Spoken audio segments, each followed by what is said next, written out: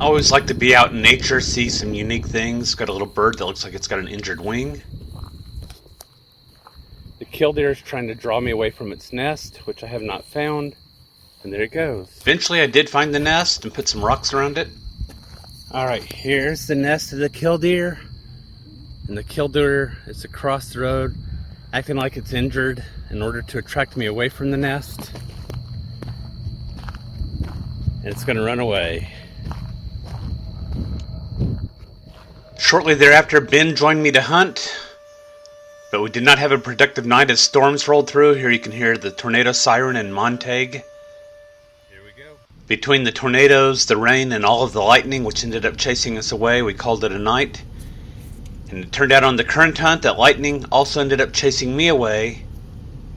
But fortunately, carpe sus, I was able to get onto some pigs. Alright, we've got daylight hogs. Probably somewhere between 400 and 500 yards. Wind is blowing quartered off to the right. So what I'm going to end up doing is moving as far off to the right as I can, heading over to the fence line, and then taking the fence line towards the hogs. And here's a picture you can see of the hogs from the distance that I took with my cell phone. I'm going to get to the spot at 430 yards to take my shots. The hogs are going to be out here about 60 to 110 yards away from me. And those yellow lines are going to indicate my field of fire. And lastly, this is the view from the trench that I was in. I'm just over ground level shooting at the hogs. And here's the view through the scope as the hogs are slowly approaching towards me. As you can see, I have somewhat of a limited view here. I have popped up to get a view over this little rise that's in front of me. There are no cattle anywhere in the area. And the video tonight is going to be through my Fusion Thermal Avenger 55XR thermal weapon sight, and it's going to be mounted on top of my Lone Star Armory TX15 multi-purpose carbine enhanced in 6.5 Grendel. And I'm going to be shooting some Hornady SST 123 grain bullets loaded by Druid Hill Armory into Starline brass. At this point I'm trying to figure out which are boars and which are sows, and I'm not having a lot of luck because of the height of the grass and my low position. So I just don't have the best view of their bellies in order to determine genitalia. And as you're going to see, I'm going to end up shooting a hog on the right hand side. I think the hogs are going to run off to the right because they originally came from the right. And I'm just going to go ahead and start with this big one in the front. And then let the other hogs cross in front of me, and I'll pull the trigger as they cross. That's the plan.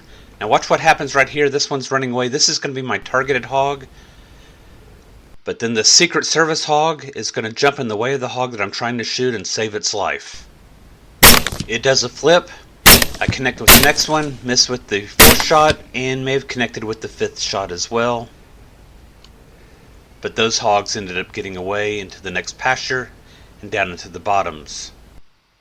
Brass Catcher by Tactical Brass Recovery. After a search, I only came away with 3 hogs, a 130-pound boar, 25-pound male, and a 30-pound gilt. Not all of my hunting this evening was successful. On the way back to the truck, I came across this coyote, and the problem that I'm having right now is that I've got the livestock directly in the background of it, so I don't have a shot. And it's probably at the far distance of my shooting abilities for coyotes. Coyotes are my nemesis when it comes to hunting. They give me the most trouble in trying to get them downed. But I think I've got a chance at this one. Do some lip squeaking as it clears the cattle. It stops, but I don't get settled in time. And he takes off, opening the distance from me. I see how we're going to play that. He's going to be beyond my good range. I'm going to let him go. You just can't win them all. However, I had a nice surprise when I got back to the truck. Alright, I'm back at the truck. I've got hogs down in the low hay pasture. I think they came from back over here where the crosshairs are pointed. Probably back in that corner right there that I would have seen earlier. before I saw the other group of hogs that was closer that I went after. Then I went after a coyote.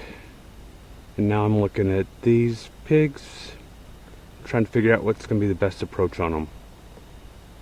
The problem here at this point is that aside from me trying to circle around the hogs about 1,000 yards and shoot back in this direction towards me, there are cattle pretty much surrounding the hogs, regardless of the direction that I choose to shoot from. And as I move, they're probably going to move, or the cattle are going to move, so this is a continually changing situation. Here I've gotten closer to the hogs, and I'm going through figuring out which are hogs, which are cattle. Cow, hog, cows in the background, hog, cows, hog, cows in the background, hogs, with cattle in the background, and cattle. So that's a mental exercise I actually go through every time I line up on hogs that are in a pasture with cattle. The hogs have gotten spooked a couple times. The problem here is that while the wind shouldn't be blowing in the direction it's blowing, I'm on a hillside and the cooling air is sinking, drawing my scent down towards the hogs. I've now moved again, and the hogs have taken off. So I get a one shot there to a small clearing, and I'm waiting for this big board to clear the cattle in the background. And I clip it in the face, miss with the follow-up shots before getting it with the third follow-up, and I do not have a shot on this little hog because there's a cow directly behind it now. And there goes the rest of the sounder, and they're gone. Moments later, I realize this hog still hasn't collapsed, but fortunately the cattle behind it have moved away far enough that I can finally put it down. And from this hunt I came away with a 150-pound boar and a 40-pound gilt. As I finished with these hogs, I noticed there was quite a bit of lightning in the sky, so I pulled up my phone, checked the weather map, and it looks like the storms are just about on top of me, and so it was time to call it a night.